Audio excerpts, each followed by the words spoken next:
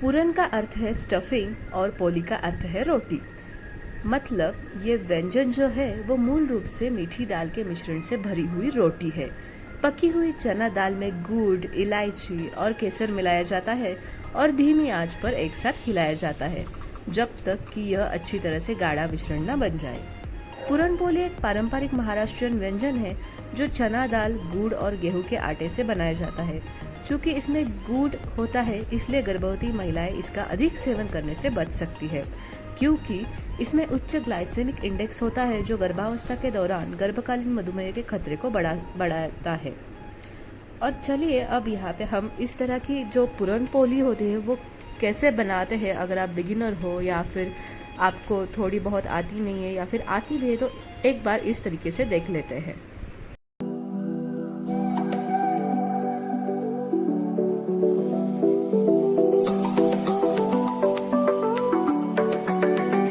तो चलिए यहाँ पे पूरनपोली बनाना हम स्टार्ट करते हैं। इसके लिए मैंने यहाँ पे चना दाल ली है जिसे मराठी में हरभरा दाल भी बोलते हैं।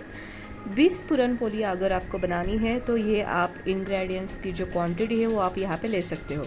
यहाँ पे 1.5 कटोरी चना दाल 20 पूरनपोली के लिए मैंने यहाँ पे ली है। अगर आप इससे ज़्यादा भी ले सकते हो, कम भी ले सकते हो, लेकिन जितना आप माइनस करोगे या फिर प्लस करोगे उसके ही हिसाब से आपको बाकी के भी इंग्रेडिएंट्स यहाँ पे लेने पड़ेंगे। उसके बाद पानी कितना लेना है, तो जितना कटोरी आपने चना दाल लिया है उसके डबल प्लस 1 कटोरी एक्स्ट्रा पानी यहाँ पे हमें लेना है। यानी कि अगर 1.5 कटोरी चना दाल है तो उसके लिए हमें 1.5 प्लस 1.5 प्लस 1 कटोरी यानी कि 3 प्लस 1 यानी कि 4 कटोरी पानी यहाँ पे मैंने लिया है। तो पानी में डालने से पहले हमें इसे अच्छी तरह से धो के लेना है। इसके बाद हमें क्या ऐड करना है, तो टर्मरिक पाउडर एक छोटे से अमाउंट में यहाँ पे डालना है सिर्फ स्वाद के लिए। और जो ऑयल होता है हमारे खाने का वो 1 टीस्पून यहाँ पे सिर्फ हमें ऐड करना है। इसके बाद ढक्कन लगाकर हमें इसे 4 से 5 सीटियाँ देनी है सिर्फ, उससे ज़्यादा मत दीजिए, उससे कम मत दीजिए। जैसे ही 4 से 5 सीटियाँ होंगी उसके बाद थोड़ी देर रुकिए और भाप जाने के बाद आप इसका ढक्कन खोल सकते हो। ढक्कन खोलने के बाद इस तरह से पकी हुई आपको चना दाल यहाँ पे रेडी हो जाएगी। अब इसे टेस्ट कैसे करें, तो थोड़ी सी चना दाल अपने किसी स्पून में लीजिए और उसे इस तरह से प्रेस कीजिए। अगर वो पूरी तरह से पाउडर की तरह हो गई तो आपकी जो चना दाल है वो पक चुकी है। अगर नहीं हुई तो आपको कुछ सीटियाँ और देनी पड़ेगी। अगर और देनी पड़ी सीटियाँ तो सिर्फ 2 से 3 सीटियाँ ज़्यादा दे दो। पूरनपोली के संदर्भ में दक्षिण भारत के राजा सोमेश्वर द्वारा 12वीं शताब्दी के संस्कृत ग्रंथ में उल्लेख है। 13वीं शताब्दी में मराठी लिपि ज्ञानेश्वरी में मांडे के नाम से पूरनपोली का उल्लेख किया गया है। अन्य मराठी लिपियां जैसे केकावली जो 1000 वर्ष से अधिक पुरानी है, इसमें भी इसका विनम्रता के साथ उल्लेख किया गया है।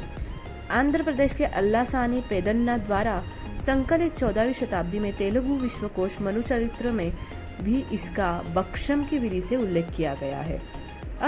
अब यहाँ पे मैंने पानी अलग करके लिया है और जो हमारी दाल है वो अलग करके ली है।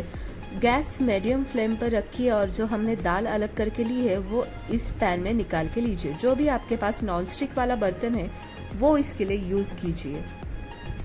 उसके बाद इसमें हमें गुड़ ऐड करना है जिसको इंग्लिश में जैगरी बोलते हैं। अब इसका प्रमाण क्या है देखिए, जितना भी आपने चना दाल के लिए मेजरमेंट लिया था उसका हाफ हमें यहाँ पे गुड़ लेना है। यानी कि अगर आपने 1.5 कटोरी चना दाल ली है तो आपको 3/4 यहाँ पे गुड़ लेना है।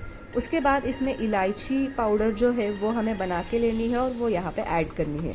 अगर इलायची के बारे में आपको कुछ जानना हो तो उसका एक मैंने शॉर्ट अपलोड किया है, वो यहाँ पे मैं डिस्क्रिप्शन बॉक्स में लिंक दे दूँगी। अब ये जो गुड़ ऐड किया है उसको हमें कलर बदल जाने तक, यानी कि हमारे जो पूरन का कलर है उसके बदल जाने तक यहाँ पे हमको हिलाना है। इसे लगने मत देना। अब इसे जो पूरन यंत्र होता है उसमें हमें डाल के इसको बारीक पीस के लेना है ताकि हम अपने स्टफिंग को यहाँ पे तैयार कर सके।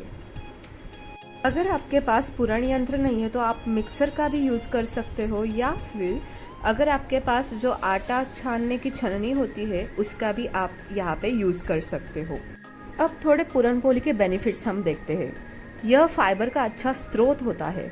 पूरन पोली में चना दाल और साबुत गेहूं के आटे का संयोजन इससे फाइबर युक्त भोजन बनाता है। फाइबर पाचन में सहायता करता है, कब्ज को रोकता है और स्वस्थ पाचन तंत्र का समर्थन करता है। दूसरा इसका बेनिफिट है, प्रोटीन से भरपूर होता है। यानी कि चना दाल और एक प्राथमिक घटक प्रोटीन का बड़ा स्रोत होती है, जो ऊतकों की मरम्मत, मांसपेशियों के निर्माण और समग्र वृद्धि के विकास के लिए आवश्यक होती है। आवश्यक पोषक तत्वों से यह भरपूर होता है। यानी कि पूरन पोली में अवयवों का मिश्रण आयरन, कैल्शियम और बी विटामिन जैसे आवश्यक खनिज और विटामिन प्रदान करता है, जो समग्र स्वास्थ्य और कल्याण के लिए महत्वपूर्ण होता है। अब बेलन की मदद से यहाँ पे हमें एक छोटी सी पूरी बना के लेनी है और पूरी के बीचों बीच का जो पार्ट है वो हमें ज़्यादा जाड़ा यानी कि घना रखना है। उसके बाद जो हमारा पूरन यहाँ पे बन के रेडी हो चुका है वो 2 चम्मच यहाँ पे हमको लेना है। 2 चम्मच या 1.5 चम्मच भी आप ले सकते हो। और जो उसके काट है उनको हमें इस तरह से क्लोज करना है। ये जो एक्स्ट्रा का जो आटा यहाँ पे है वो आप रख सकते हो या फिर निकाल भी सकते हो, आपकी मर्जी। उसके बाद थोड़ा सा यहाँ पे आटा लगा कर लीजिए और इस तरह से थोड़ा सा इसे प्रेस करके लीजिए ताकि अंदर की जो हवा है वो निकल सके, और अपने हल्के हाथों से इसको इस तरह से बनाते जाए। अगर आपको ये चिपक रहा है ऐसा लगे तो थोड़ा सा आटा और लीजिए, और जो इसके काट है उसको हमें यहाँ पे पूरे थीन बनाने हैं। ज़्यादा प्रेस मत कीजिए वरना जो पूरन होता है वो बाहर निकल के आता है। अब जो आप तवा यहाँ पे यूज़ करने वाले वो गर्म हो चुका है कि नहीं, इस तरह से आप चेक करें और इसे मीडियम आंच पर ही रखें। ज़्यादा बड़ा या फिर ज़्यादा छोटी आंच ना रखें। आंच यानी कि फ्लेम, जो आपका फ्लेम है वो मीडियम फ्लेम होना चाहिए।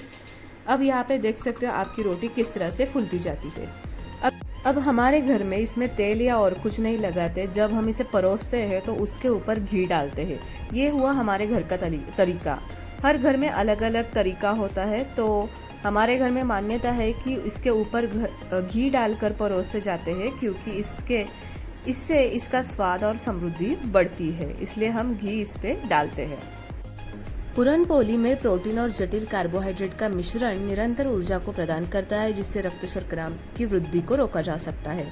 पूरन पोली में गेहूं और गुड़ विभिन्न शारीरिक कार्यों का समर्थन करते हुए बी कॉम्प्लेक्स विटामिन में योगदान करते हैं। पूरन पोली में मौजूद इलायची और जायफल जैसे मसालों में एंटीऑक्सीडेंट गुण होते हैं, जो ऑक्सीडेंट तनाव के खिलाफ शरीर की रक्षा करने में सहायता करते हैं। और उसके साथ ये जो होता है वो प्राकृतिक रूप से मीठा होता है। गुड़ पूरन पोली में इस्तेमाल किया जाने वाला प्राकृतिक स्वीटनर परिष्कृति चीनी के हानिकारक प्रभावों को बिना मिठास प्रदान करता है। यह एक स्वास्थ्यप्रद विकल्प है, खासकर उन लोगों के लिए जो अपने शर्करा को स्तर को नियंत्रित करना चाहते हैं। पूरन पोली हर अवसर पर हमारे यानी कि महाराष्ट्र में हर घर में बनाई जाती है, खासकर गुड़ी पाड़वा, अक्षय तृतीया, गणेश चतुर्थी, होली जैसे त्योहारों के दौरान। महाराष्ट्र में पूरन पोली को आमटी, स्वाद वाली खट्टी करी जो होती है उसके साथ खाया जाता है, जिसे मराठी में कटाची आमटी इस नाम से जाना जाता है। जिसे पूरन बनाने के लिए जो उपयोग की हुई पकी दाल होती है, चना दाल, उसके बचे हुए पानी से तैयार की जाती है, जो मैंने वहाँ पे निकाली थी। पूरन पोली की बनावट और स्वाद अलग अलग क्षेत्रों में अलग अलग हो सकते हैं। कुछ क्षेत्रों में इसे पतला और कुरकुरा बनाते हैं, जबकि अन्य इसे गाढ़ा और नरम बनाते हैं। पूरन पोली बनाने की प्रक्रिया भी क्षेत्र के आधार पर थोड़ी भिन्न हो सकती है। कुछ लोग आटे को चपटा करने के लिए बेलन का प्रयोग करते हैं, जबकि अन्य इसे आकार देने के लिए अपने हाथों का प्रयोग करते हैं। तो यहाँ पे मैंने आज एकदम सिंपल तरीके से पूरन पोली किस तरह से बनाते हैं, पूरन पोली खाने के जो बेनिफिट्स है, उसकी जो हिस्ट्री है वो क्या है, आज यहाँ पे मैंने आपको बताई है। तो इस तरह से अगर आपको मेरा वीडियो इन्फॉर्मेटिव लगा हो, कुछ अच्छा लगा हो, तो मेरे इस वीडियो को लाइक कीजिए, शेयर कीजिए, और हाँ, मेरे इस चैनल को सब्सक्राइब करना मत भूलिए, ताकि ऐसे ही बहुत सारे इन्फॉर्मेटिव और सिंपल तरीके के वीडियोज़ मैं आपके लिए बना सकूँ। एक बार ये तरीका ज़रूर ट्राई करके देखिए और मुझे बताइए कि आपने ये कैसा बना या फिर आपको ये कैसा लगा। ज़रूर मुझे कमेंट बॉक्स में बताइए। और वीडियो अंत तक देखने के लिए आप सभी का तहे दिल से थैंक यू। मिलते हैं अगले वीडियो में, तब तक के लिए बाय बाय।